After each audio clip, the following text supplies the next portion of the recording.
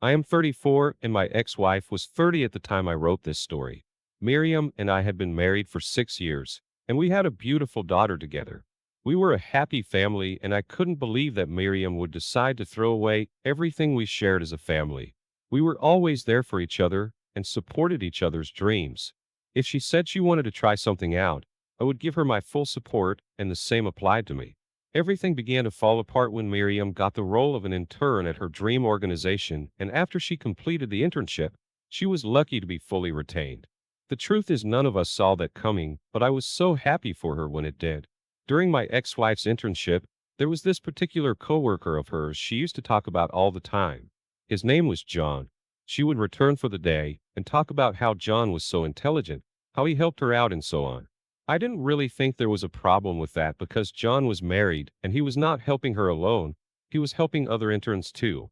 Also, being that we were couples who communicated a lot, I literally knew everyone at her place of work even without meeting them face to face, because talking about everything was just our way of bonding and filling each other in about our days. After my wife got retained by her organization, she began to change. If she left for work early in the morning, she would return around 7 p.m., leaving just me to care for her and look after our daughter. This continued for a while, and any time I tried to talk about this new behavior of hers, she would flare up and say I was being jealous because she earned more than me and her job was better than mine. Yes, it was true that my wife earned more than me, but that was not what this was about, and I hated that she had to rub that in my face each time we disagreed on something or had a fight. Miriam did not just suddenly begin to return home late, but she also became colder towards me. Before all of this happened, our weekend used to be something we all looked forward to because we would cook together, try our baking disasters, clean together, watch movies together, bath together, and even do karaoke with our daughter together, but all of that stopped after she got the job. It got so bad that even if she was at home, it was almost like she wasn't there. If she wasn't on her laptop, she'd be on her phone, and she didn't have an issue with consistently neglecting us to focus on whatever she was doing, no matter how much I complained. It was very painful to watch this because I loved Miriam so much, and whatever was going on was not the plan I had for the both of us, or for our family either. When I had enough, I confronted her one day and asked her to pick between our marriage and her new job, since it was turning her into the person she wasn't, and ultimately she picked her job.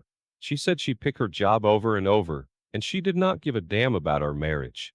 This was a very painful thing to hear, and she was not kidding either.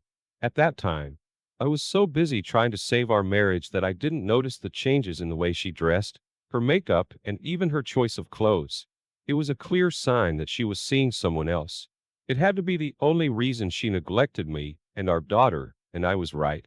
One day, I had put our daughter to sleep early, and I went to her to think things through, and Miriam was on her laptop in the living room when I left her, so since she didn't hear any movement, she must have thought I was sleeping.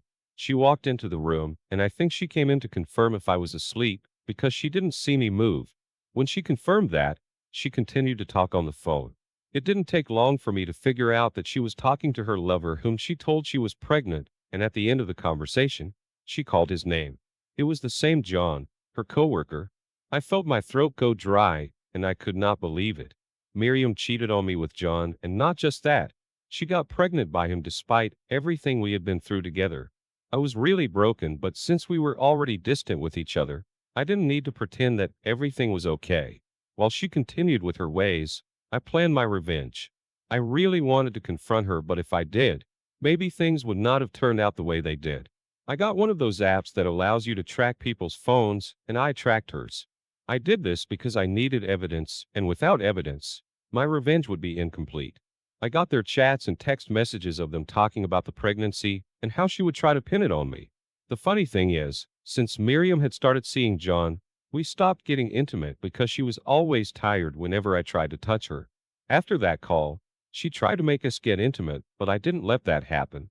Gathering the evidence took a while, and after I got enough, I printed them and put them in a big envelope, then I took it to her workplace myself.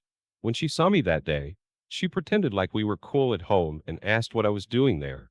LOL, I played along and told her I had come to deliver something very important to her boss, so she gave me a cold kiss and returned to whatever she was doing. If only she knew what was going to happen next, maybe she would not have kissed me. I think she was still a month pregnant because her baby bump was not obvious yet.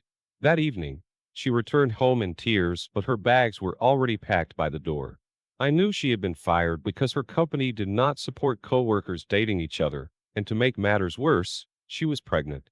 When she realized it was me and I had known all this while, she fell on the floor and began to cry and beg me, but it was too late. I told her she'd be getting the divorce papers soon and kicked her out. John's wife eventually heard of the news, and she divorced John too. John and Miriam did not end up together because he said Miriam ruined his life and all his years of hard work, and he wasn't going to take responsibility for the pregnancy because she was married to me, but we all knew the baby wasn't mine either. We eventually divorced, and with the help of my lawyer, I took custody of our daughter. I was not going to let her suffer for the sins of her mother. Miriam gave birth to a boy, and believe me, she has suffered a lot with the baby. Up to date, every time she comes to pick up our daughter, she cries, begs, and admits that she made a terrible mistake. I keep telling her that it would be my own terrible mistake to take her back. OP, I'm sorry Miriam broke your trust and you had to go through all of this. I'll agree with you that you'd be making a terrible mistake if you took Miriam back. It was inhumane of her to abandon her family and cheat on you with a coworker. It's a good thing that she has gotten what she deserved, and John played a fast one on her. I believe you will be fine, and you will definitely find a woman who will value and protect what you both have.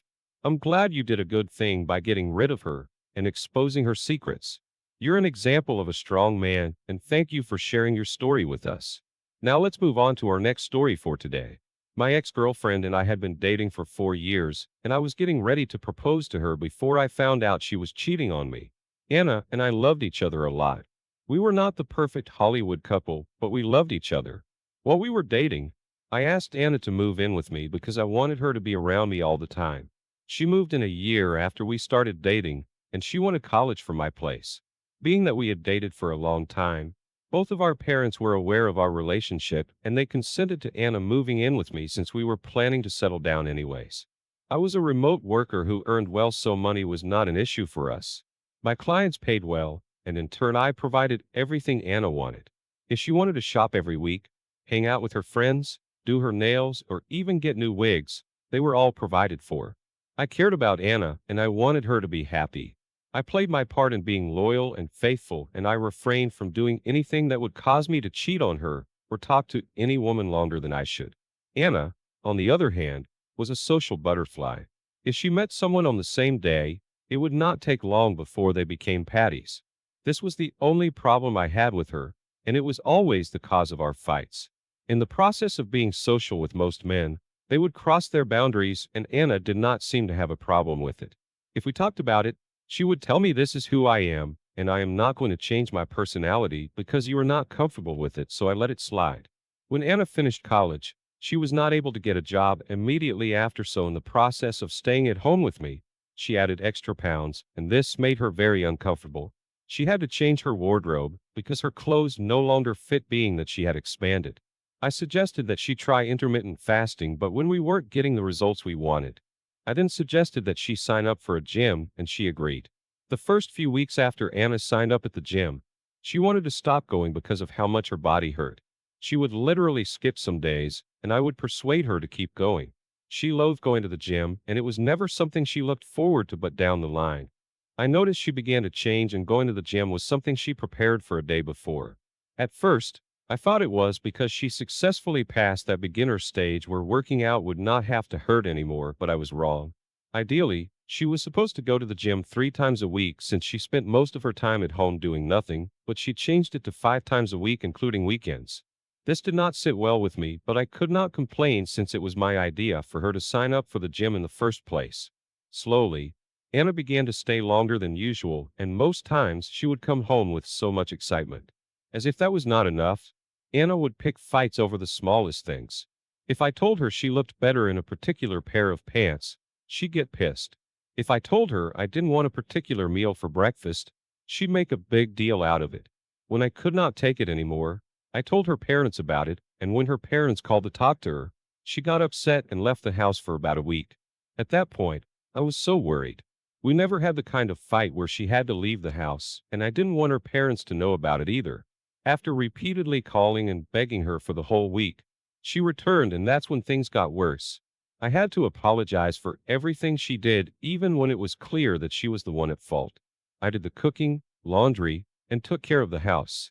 I did everything possible to make sure that we didn't fight again, even when she got on my nerves sometimes, because if I did, she would threaten to leave, and I didn't want that. Meanwhile, she did not miss any of her gym workout days, but our relationship was slowly falling apart. Before everything turned out the way it did, we used to get intimate at least 3 times a week, but after she changed, we could go 2 weeks before she let me touch her.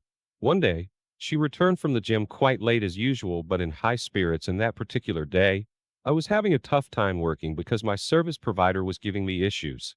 I asked to borrow her phone so I could use her hotspot, and she just unlocked it and handed it to me. Then she went to her room to shower and change. While I was with her phone, it didn't take long before a message from a certain Andrew popped up. It said, "I know I should not be texting you now, but I want you to know that you're the sweetest and sexiest girl I know, and I love how you drive me crazy. See you soon." Then he added those heart-shaped emojis. It took me a while to wrap my head around what was going on, and when I did, without wasting time, I took screenshots of the texts and forwarded them straight to her family WhatsApp group, and then I called her mother immediately. When this happened, Anna kept trying to talk to me from the bedroom, but when I wasn't responding, she came out to meet my eyes filled with tears. I asked her if she was seeing someone else, and she flared up and threatened to leave as usual, but this time, I helped her in packing her bags. When she realized she had been busted, she begged and begged, but I still kicked her out. Her parents called her and yelled at her to the extent she could not control her tears. She knew she had disappointed them, and she had to live with that. I could not believe I allowed her to emotionally manipulate me while she was screwing another guy from the gym behind my back. She tried to come back to me several times, but I warned her to never come close to me or my apartment. As manipulative as she was, she even tried to remind me of everything we shared and told me to not let one mistake ruin everything. I had enough, and I got her a restraining order.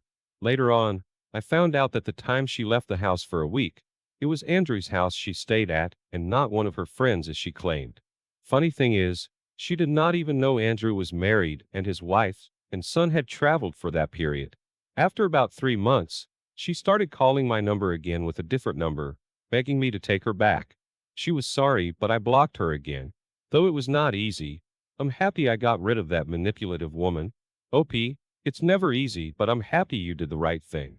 Anna did not deserve a second chance. Not after cheating on you and taking your love for granted. You wanted what was best for her, but she turned around to pay you back in the worst possible way. No one should be with a cheating and manipulative partner. She was manipulative, and she did not deserve you. It's sad you had to experience all of that, especially after you repeatedly showed her nothing but love.